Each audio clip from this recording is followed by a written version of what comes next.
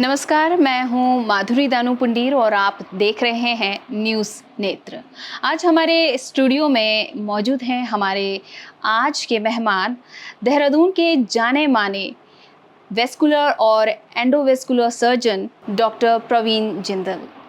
Doctor साहब, सबसे पहले तो आपका हमारे स्टूडियो में आने के लिए बहुत-बहुत स्वागत है। धन्यवाद माधुरी जी। डॉक्टर साहब, सबसे पहले तो जानना चाहेंगे कि जो वेस्कुलर डिजीज़ है, हाँ जी। वो होता क्या है? माधुरी जी, ऐसा है कि वैस्कुलर डिजीज़ जो खून की नसों से संबंधित बीमारियां होती हैं, उनको एक हम ब्रॉड टर्मिनोलॉजी वैस्कुलर डिजीज़ की एक परिभाषा में सम्मिलित कर लेते हैं। जी। अब ये खून की जो नाड़ियाँ होती हैं, कुछ तो होती है जो दिल से शुद्ध खून लेके अंगों की तरफ को जाती हैं, हुँ। जिनको हम आर्टरीज़ कहते हैं। और जो विशुद्ध खून बाकी अंगों से दिल की तरफ को लेके आती हैं टुवर्ड्स द लंग्स प्यूरिफिकेशन के लिए, उनको हम वेन्स कहते हैं। जी। तो इन्हीं दोनों सिस्टम की बीमारियों के जो एक्सपर्ट गिने जाते हैं, उनको वैस्कुलर सर्जन्स कहते हैं। जी, तो ये तो हुई वेस्कुलर सर्जन की बात, लेकिन जी। इसके भी जो जितने डिज़ीज़ होते हैं, हाँ वो भी जी, अलग-अलग टाइप के होते हैं। थोड़ा बिल्कुल। उस बारे में जानना चाहेंगे? अगर मैं आर्टीरियल डिज़ीज़ की बात करूँ, जो कि शुद्ध खून हार्ट से लेके जाते हैं, हम उसको कहते हैं पेरिफेरल आर्टीरियल डिज़ीज़, जी। पीएडी। अब उसमें जिस धमनी में ये रोग उत्पन्न हो रहा है, जिस एरिया में नाड़ी का ये रोग पनप रहा है, तो उस नाड़ी के विषय विशेष को लेके ही हम उसका फिर इलाज या सुनिश्चित करते हैं। हुँ। अब जैसे हार्ट से जो एक मेजर नाड़ी निकलती है, उसको एओर्टा बोलते हैं। जी। अब ये होता है, एओर्टा फूल भी सकता है, पिचक भी सकता है, बंद भी हो सकता है। हुँ।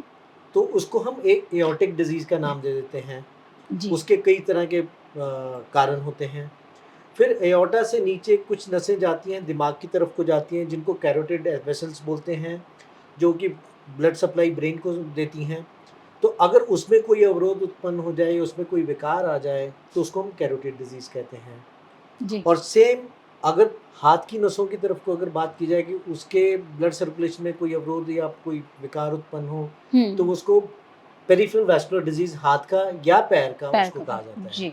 सेम चीज़ अगर पेट की नाड़ियों में हो, आपने देखा है कि लोग पेट में खाना खाते हैं, किसी को पचता है, किसी को नहीं पचता।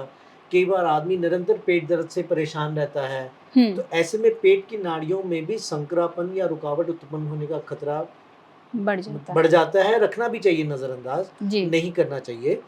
तो ऐसे में अगर वहाँ पे रोग मतलब अवरोध उत्पन्न हो जाए, तो उसको एब्डोमिनल वैस्कुलर डिज़ीज़ कहते हैं। जी। सो ये तो रही आर्टीरियल डिज़ीज़ की बात, जो हम फ्रेश खून हार्ट से आर्टरीज़ के थ्रू जाता है। जी, बिल्कुल। जो दूसरा डिज़ीज़ हम कह रहे हैं कि वेन्स का डिज़ीज़, जो कि पैरों से, हाथों से जो गंदा खून हार्ट की तरफ को लंग्स की तरफ प्यूरिफिकेशन के लिए लाते हैं, उसको वीनस डिज़ीज़ की कैटेगरी में लिया जाता है। जी। आपने सुना होगा वेरिकोज़ वेन्स होती हैं, हुँ। जो लेडीज़ या जेंट्स की जो पैरों में मोटी-मोटी नीली-नीली नसें दिखाई देती हैं, किसी की थोड़ी कम, किसी की ज़्यादा।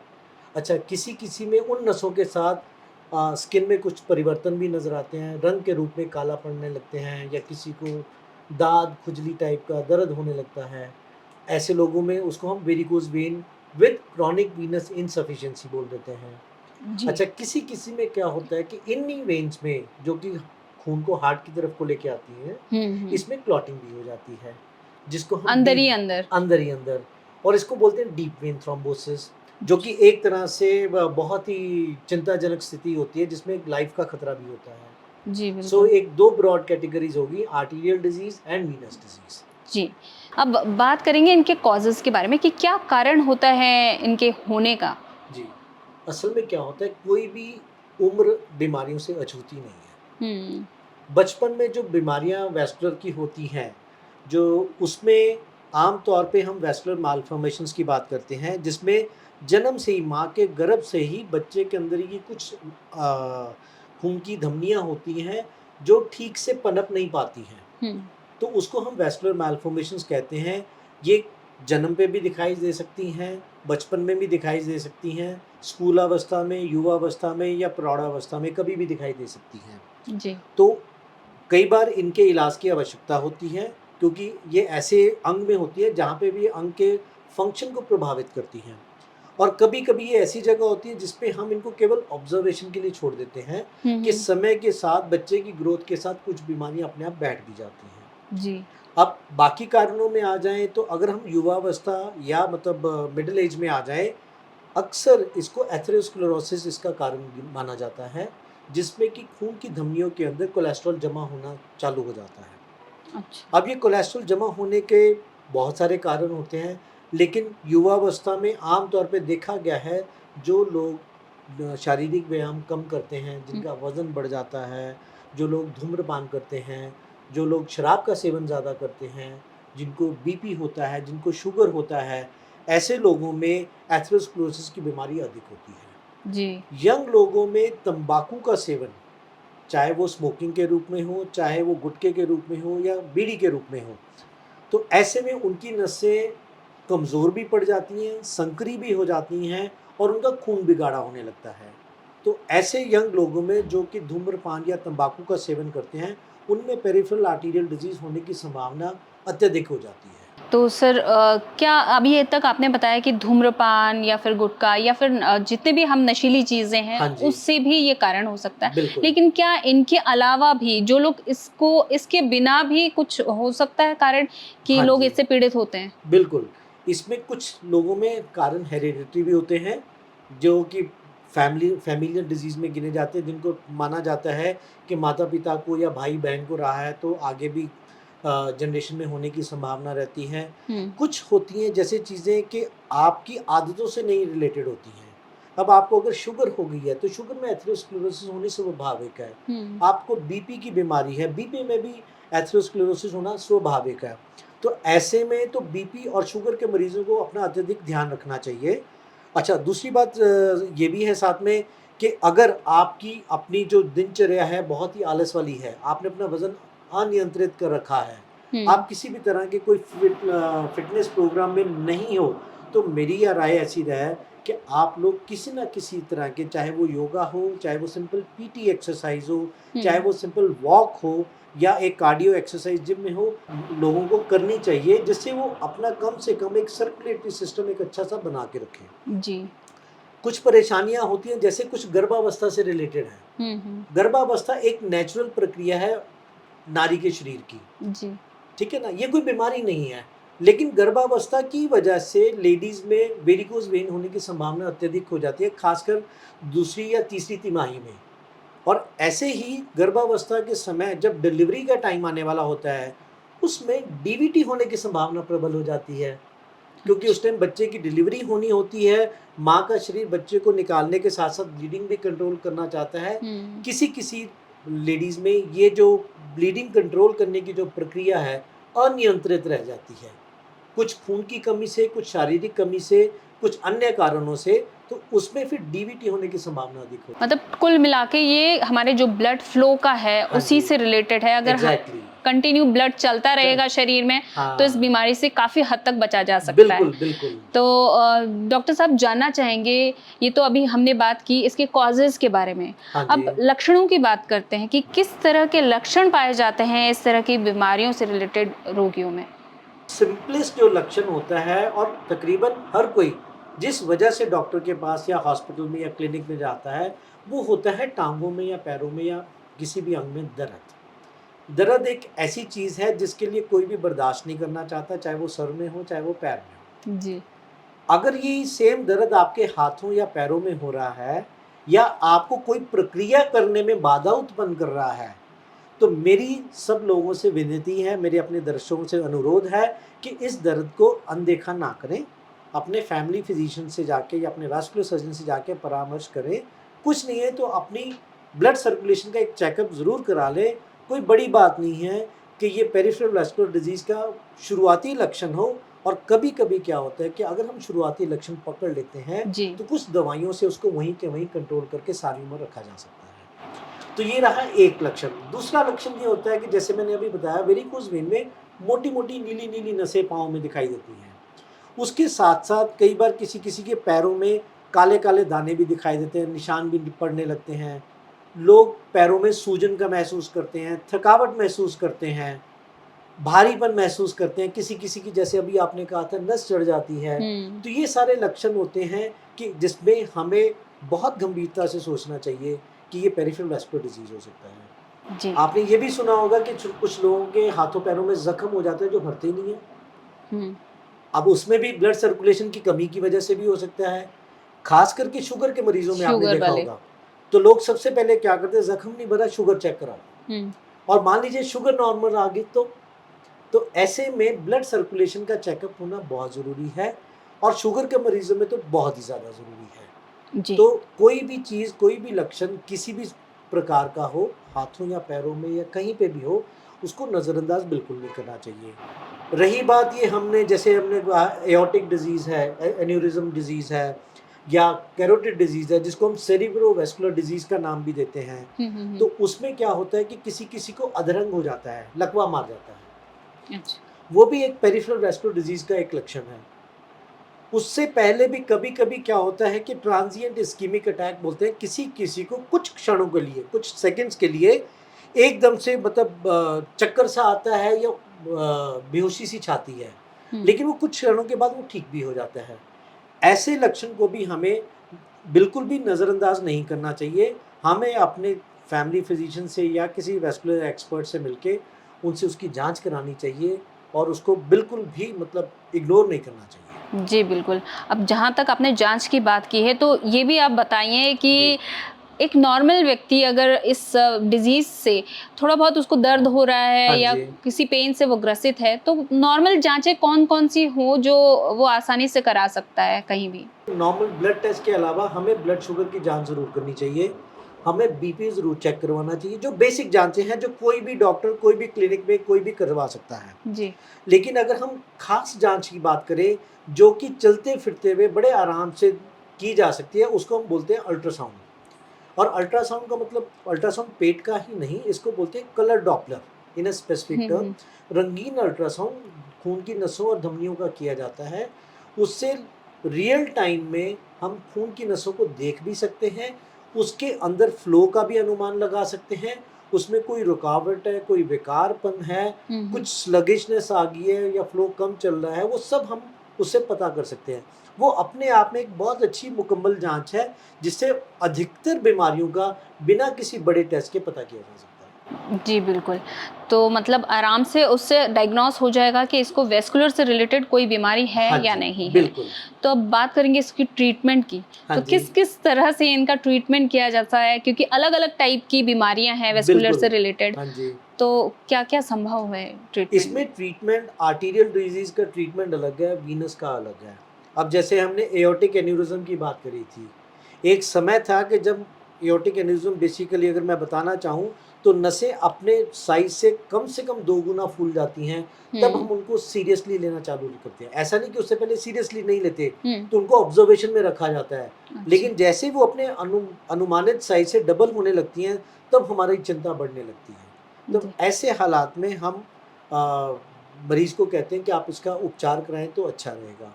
एक समय था एओर्टिक एन्यूरिज़्म के लिए हम ओपन सर्जरी करते थे।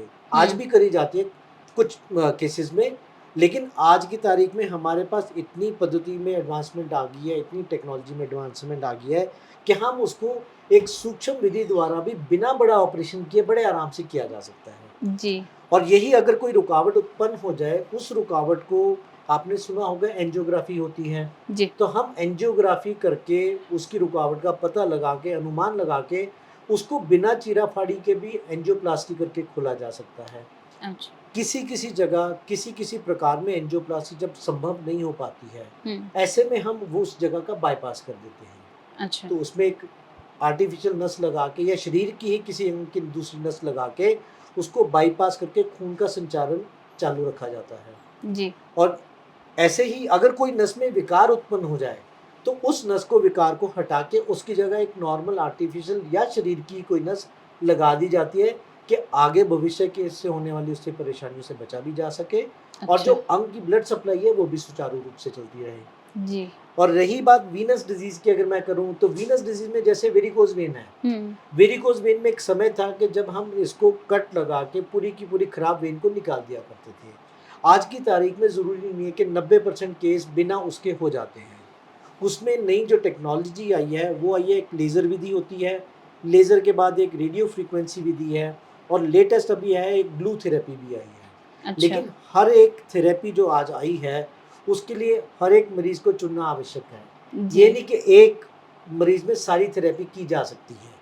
तो वो निर्भर करता है कि जो आपका जो वैस्कुलर सर्जन जो देख रहा है, हुँ। वो निर्धारित करता है कि आपके लिए सबसे अति उपयुक्त क्या है। जी। तो ये तो रही वेरिकोज वेन की बात। और इसमें साथ में हम स्टॉकिंग्स भी देखे हैं। ऑब्वियसली लाइफस्टाइल मॉडिफिकेशन की भी हम बात करते हैं कि अगर आपका वज़न अत्यधिक है, वज़न कम करें, ज़्यादा देर खड़े ना हों, हुँ। कोई गरम सिकाई मालिश ना करें टाँगों की। तो इन जो सारी ऐसी चीज़ें हैं जो इस बीमारी को बढ़ावा देती हैं, बीमारी को मतलब उत्पन्न भी करती हैं। अच्छा। और जहाँ अगर हम जाएँ डीवीटी की बात पे, तो डीवीटी के अपने कारण अपने आप में बड़े अत्यधिक हैं। उसमें आपकी हेरिडिटरी से लेके मतलब आपका जन्म से ही आपका फैमिली वजह से ही आपके खून में हल्का-सा गाढ़ापन है। अच्छा। वो गाढ़ापन किसी भी समय में, किसी भी उम्र में अपने आप को दिखा सकता है। चाहे आप बच्चे हों, चाहे आप युवावस्था में हों, चाहे आप मिडल एज में हों। अच्छा, किसी-किसी में ख़ासकर यंग लेडीज़ में हुँ। हार्मोन पिल्स हम यूज़ करते हैं। चाहे वो हम एज़ ए कॉन्ट्रासेप्शन यूज़ करें, चाहे वो हम किसी पीसीओडी बीमारी के लिए इस्तेमाल करें या किसी भी और वजह से हार्मोनल पिल्स यूज़ करें। तो ये हार्मोनल कुछ पिल्स, इसमें कुछ हार्मोन्स ऐसे होते हैं जो खून को गाढ़ा बनाते हैं। तो ये आपको अपने डॉक्टर से, अपने गायनेकोलॉजिस्ट से संपर्क करके उनसे इस बारे में विचार-विमर्श ज़रूर करें। और अगर वो ऐसी संभावना व्यक्त करते हैं कि इसकी वजह से ऐसा हो सकता है, तो उसके साथ-साथ आपको अपना लाइफ़स्टाइल मॉडिफ़िकेशन भी रखना पड़ता है। जी। तो ताजो ये बीमारी उत्पन्न ना हो। और बिल्कुल। मान लीजिए अगर हो ही गई है, तो उसका इलाज होता है कि पहले हम इंजेक्शंस लगाते हैं, हुँ, खून हुँ। को डाइल्यूट करने के लिए, क्लॉट को डिसॉल्व करने के लिए। अच्छा। कुछ इंजेक्शन होते हैं हम पेट में लगाते हैं, कुछ हम नसों में लगाते हैं। हुँ। आज की तारीख में वो ये भी हो गया है कि अगर इन नसों में, डीवीटी में बहुत ज़्यादा अत्यधिक क्लॉटिंग हो गई है, तो हम एंजियोग्राफिकली उसमें एक नली डाल के उसके थ्रू एक दवाई डायरेक्ट क्लॉट में डाल देते हैं। क्लॉट बहुत जल्दी डिसॉल्व हो जाते हैं हुँ। और जो क्लॉट से उत्पन्न होने वाला जो जीवन के लिए खतरा होता है, कि वो कम किया जा सके। जी, जी। और इस कम खतरे को करने के लिए कभी-कभी हम आईवीसी फ़िल्टर बोलते हैं, एक तरह के फ़िल्टर जाली होती है जो पेट की मोटी नस में डाल दी जाती है। अगर क्लॉट टूट के हार्ट की तरफ वो जाए भी टाँगों से, हुँ। तो वो फ़िल्टर उसको वहीं रोक लेता है।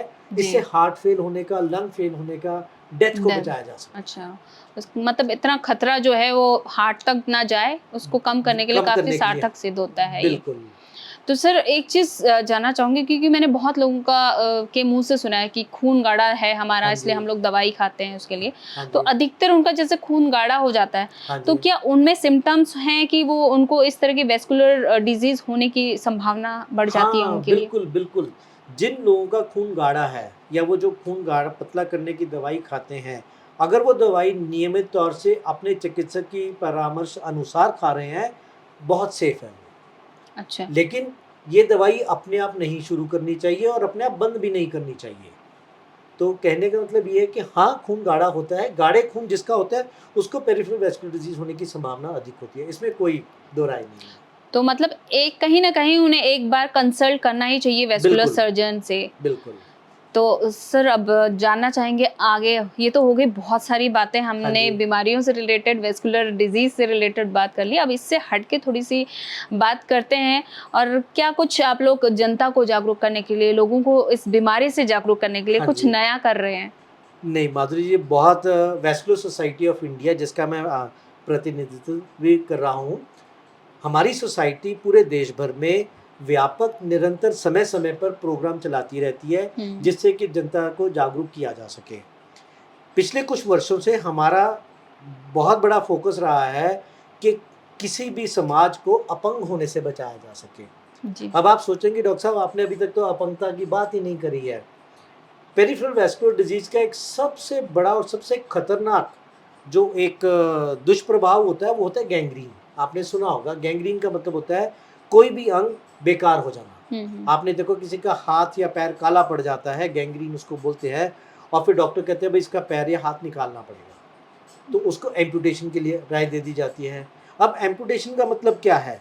कि जिसकी एम्पुटेशन हुई, वो सारी उम्र के लिए विकलांग हो गया। अच्छा।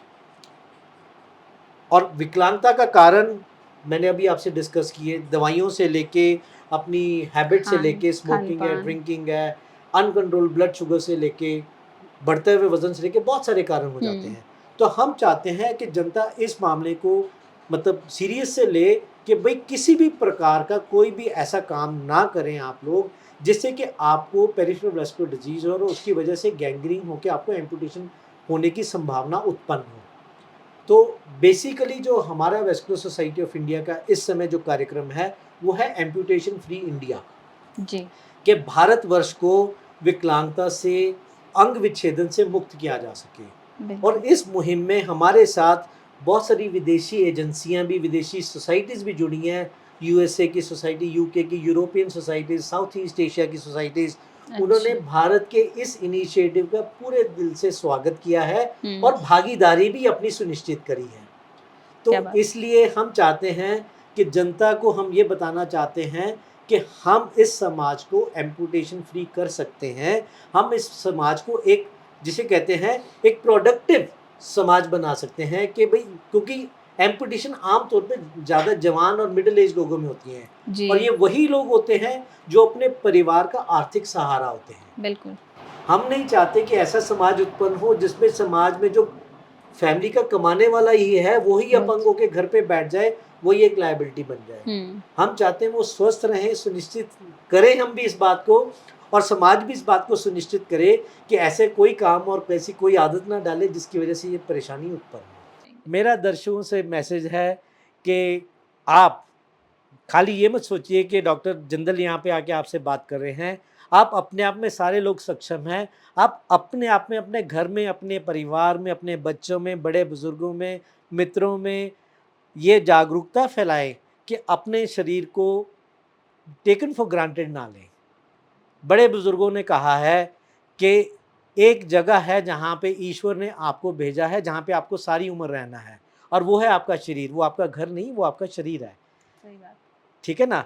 जिस शरीर में ईश्वर ने आपको जो शरीर दिया है, उसकी इज़्ज़त करें, उसको बचा के रखें, क्योंकि अगर आपका शरीर स्वस्थ है, तो आपसे स्वस्थ इंसान कोई नहीं है। आपके परिवार भी स्वस्थ रख सकते हैं, आप समाज को भी स्वस्थ रख सकते हैं। दैट डॉक्टर जिंदल, आपने इतनी अच्छी बातें हमें वेस्कुलर डिजीज़ के बारे में बताई और हमारे संग साझा की और आप हमारे स्टूडियो में आए, इसके लिए आपका बहुत-बहुत शुक्रिया। धन्यवाद।